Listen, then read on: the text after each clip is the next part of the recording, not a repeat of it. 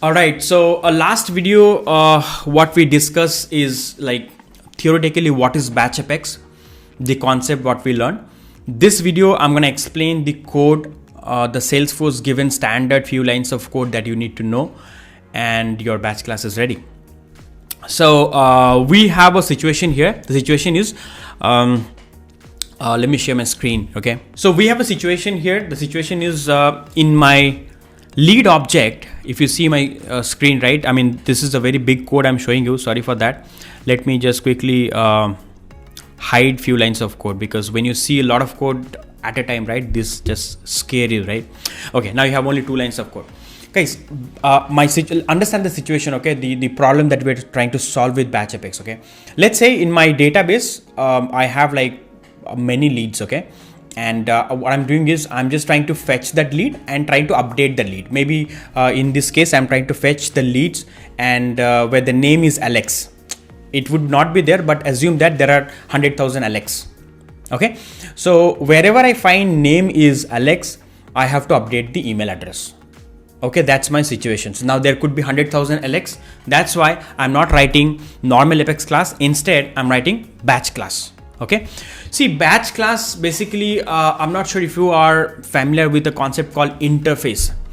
So if you're coming from a Java background or any object-oriented programming language background, right, you'd be knowing about interface. Interface is basically just like your Apex class. Okay, interfaces are defined already, which has some predefined methods. So all you need to do is implement that interface. When you implement that interface, you get to use all the properties that has been written in that interface, which means one interface, suppose it has 5 methods. Every method is doing some magic, right? If you want to get this magic feature, all you need to do is implement that interface.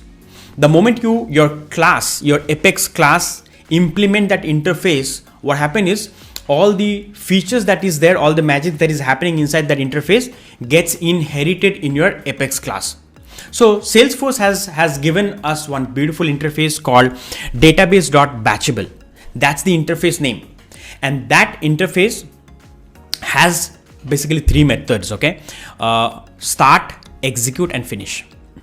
All this BatchApex concept is been driven by these 3 methods: start, execute, and finish. What I said, interface is having some predefined methods, which is basically these 3 methods: start, execute, and finish. So database.batchable is a predefined interface given by Salesforce, which has 3 predefined methods: start, execute, and finish. The moment your normal Apex class, which is not so much powerful, implement that particular interface, becomes so much powerful. Why? Because that interface has some predefined method, which we can do some magic, and that same magic your Apex class can also do. Why? Because your Apex class has implemented that interface. Hope you understand what is interface, how it works, right? Now, see, this is what the concept, okay? You just have to know each and every word that has been given. Nothing that you have to type in, okay? I'm going to give you the link where you just have to copy and paste that BatchApex code, right? So it's not that we are doing some rocket science. Salesforce developers are not at all doing some, like not at all writing some code from the scratch. We are grateful that Salesforce has already given us so much of library. All you need to know is how that works. If you do not know how it works, like in depth of every word that you see in your screen, that's when you not become a confident developer, right? So let me explain quickly whatever you see in my screen. See, first of all, batch class has to be global. You know what is global, you know, right? Global, public, private. So batch class has to be global first of all.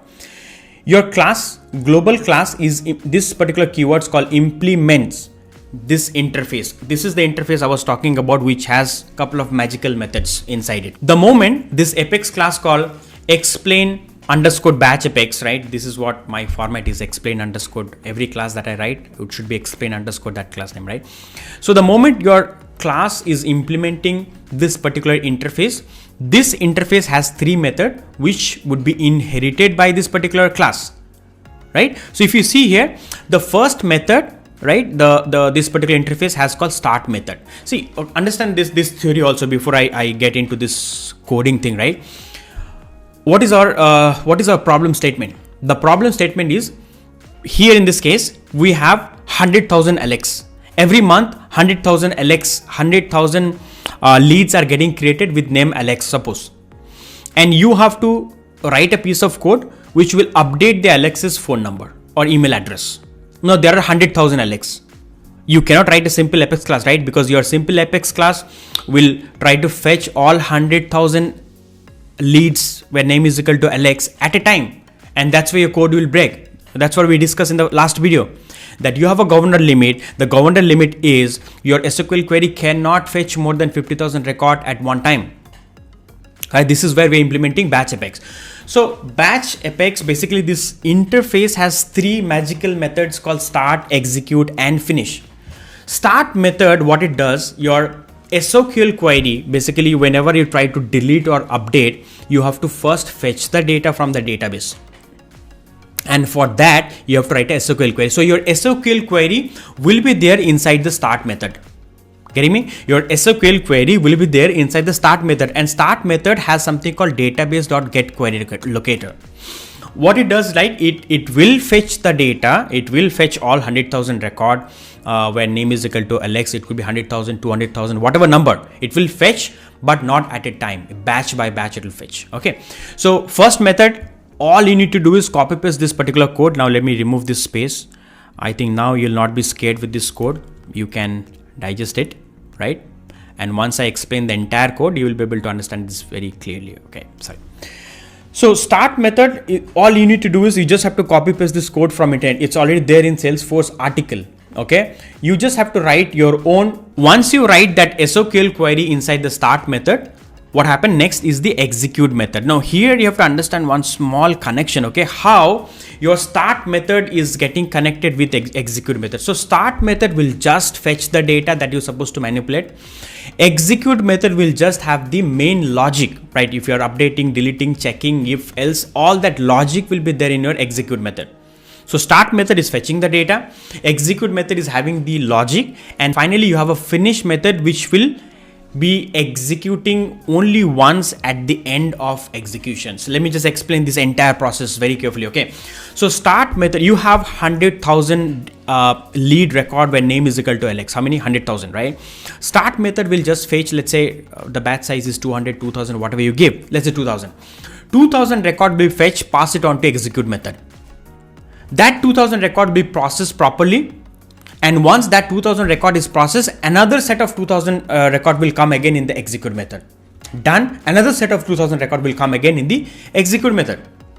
This is how the batch process will keep going on until and unless all the 100,000 record that this SQL query has fetched has not been processed properly. Right? This is where the batch class is not fetching all 100,000 record and processing in one shot. No, it just fetching only 2000 record, process it in the execute method, done. Next set of 2000 record, process it, done. It will go on and on until and unless all 100,000 record is been processed fully. And then once your 100,000 record is processed, right? This is where your finish method will run.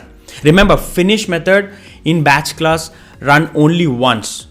Okay, so ideally, when we use finish method, for an example, suppose your customer or you as an admin want to receive an email whenever your 100,000 record has been processed.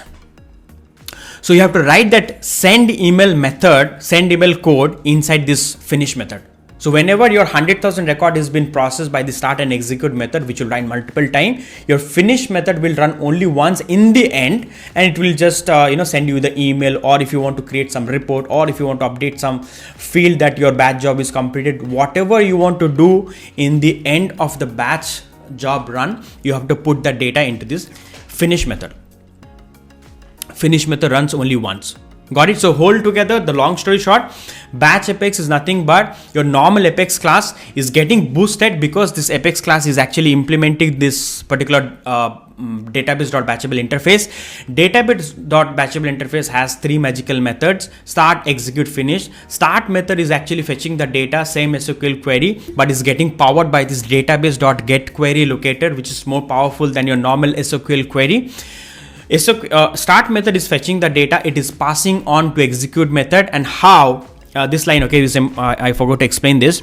This particular data, whatever is being fetched by the start method, is been passed to execute method with the help of this particular parameter. database.batchable BC. Whatever data that has been fetched by this start method is been passed on. This is passed on to this execute method through this particular connection. And guess what? This SQL query data has been stored into this particular variable. And I'm just using the same variable. So if you look into this code is very simple. It's the same Apex class code you're writing, just the format is different.